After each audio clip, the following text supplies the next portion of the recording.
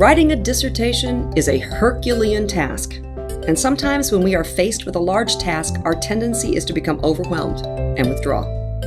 You will hear some strategies from faculty for how to approach the large task of writing a dissertation so it is not overwhelming, and some strategies for what to do if you do withdraw for a time.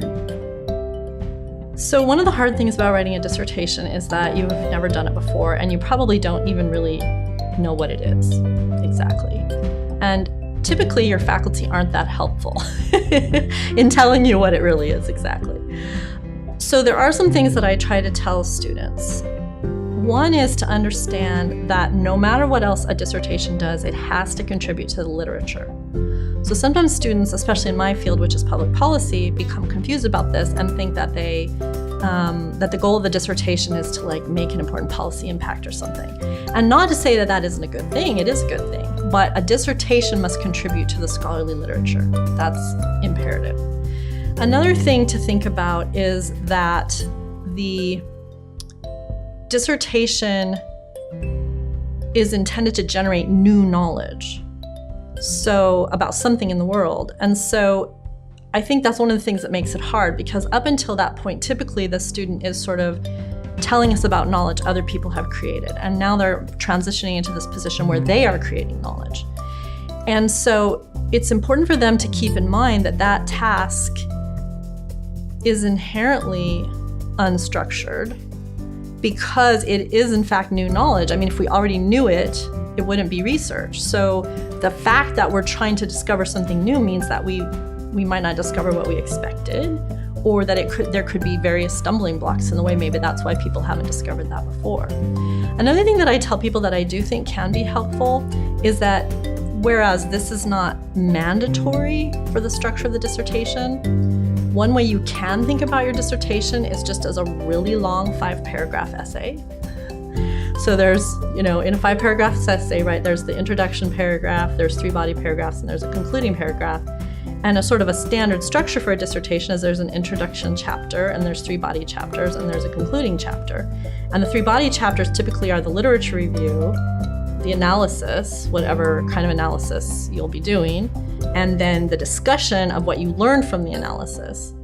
And if you think about it that way, you may find as you work on it that it will morph away from that, and that's fine, but it does at least give you some kind of a sense of the structure and what it is you're trying to do in each one of the sections. Really structure your time, meaning that academic research is not something that you can dabble in. I have 15 minutes. I'm going to make great progress on my thesis or my dissertation.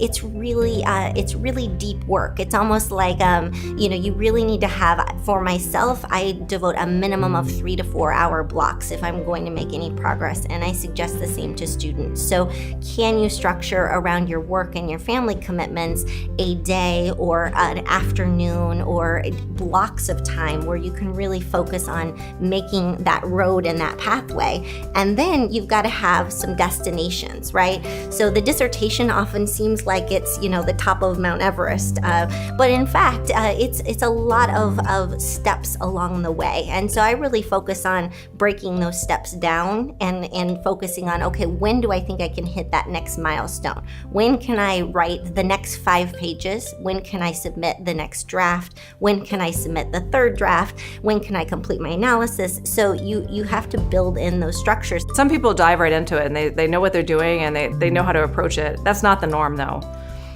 So what I work with students is on how to essentially manage their own time and manage their own personality in themselves. So what I do with them is I say, that you need to figure out how to make this pursuit into a regular job, right? One in which you have expectations about the time you spend on that work, that you divide that work into different parts of a job, right? So there's different aspects. So there's writing, there's maybe data coding, there's reading, other parts of it. And I personally believe that people are better at doing these activities at a different time of day. I know that's how I am.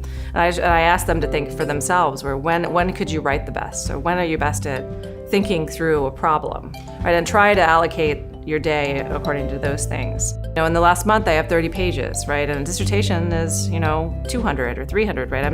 If I can start to put these things together, I'm getting close to that. So really breaking down the dissertation into manageable chunks. If you take you a long time, say the document, I always suggest students, for example, in the proposal development, send me pieces. Sometimes students feel more comfortable, say, I give you a whole proposal right up. And I always say, while we're meeting, we know the ideas are going on, but you never write them. So, put them in writing. If you finish your literature review part 1, send in for review and get feedbacks, then put in a format. So if you do increment update, it's much easier on the advisor. Then you give them, 60-page documents to review at a time and in a limited time frame. So when you do your proposal development in 6 months, you have, 5 pages to review. It's much easier, and you can get timely feedback. Advisors are human beings, faculty members are human beings who want you to succeed and will understand. We all go through kind of peaks and valleys. It's part of being human, it's part of being a professional.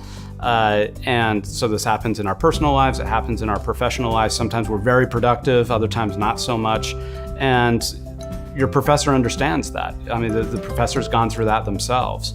And so open communication, transparency, just saying, look, I wasn't in the place that I wanted to be at for the past couple months for whatever reason, but I want to do better. And I think that kind of recommitment and picking yourself up again is a really important part of graduate school. So it's only natural that you're going to go through periods that are more dynamic and creative and productive, and other periods where you're struggling a little bit.